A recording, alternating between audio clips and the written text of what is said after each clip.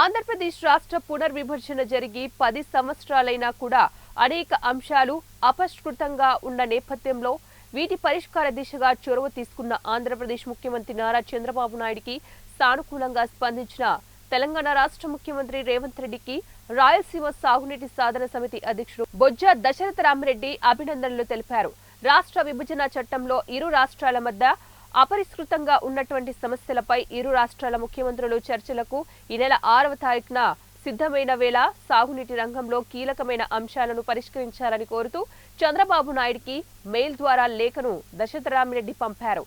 ఈ సందర్భంగా నంద్యాల సమితి కార్యాలయంలో బుధవారం ఏర్పాటు చేసిన సమావేశంలో ఆయన మాట్లాడుతూ ఉమ్మడి ఆంధ్రప్రదేశ్ రాష్ట్రంలో సాగునీటి రంగంలో తీవ్ర ఇబ్బందులు ఎదుర్కొన్న ప్రాంతాలు రాయలసీమ, దక్షిణ తెలంగాణ ప్రాంతమని, రాష్ట్ర విభజన అనంతరం కూడా విభజన అంశాల పరిష్కారంలో జాప్యం వలన నష్టపోతున్నది కూడా ఈ ప్రాంతాలేనని ఆవేదన వ్యక్తం చేశారు.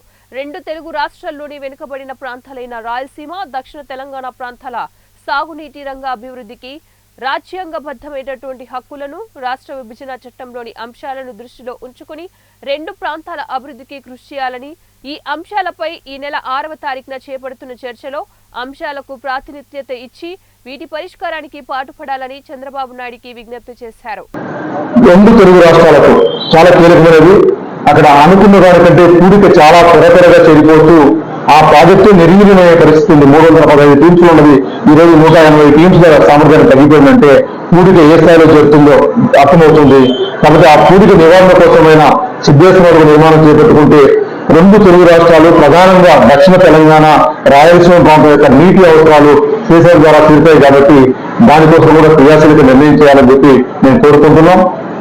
3వ కీలకమైన అంశం, ఈరోజు పోలవరానికి తాత్కాలిక ప్రాజెక్టు అయిన పట్టిసీమ కట్టిన తర్వాత శ్రీశైలం నుండి కృష్ణా డెల్టాకు ఇవ్వాల్సిన 80 టీమ్స్ అన్నింటినీ ఈరోజు గోదావరిని చేపట్టడం